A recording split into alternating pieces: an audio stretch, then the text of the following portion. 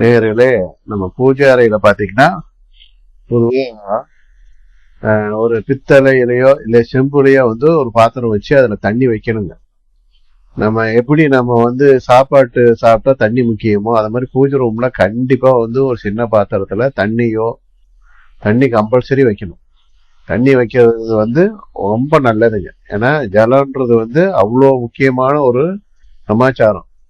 நீர் தண்ணி தான் உலகத்துல ரொம்ப முக்கியம்.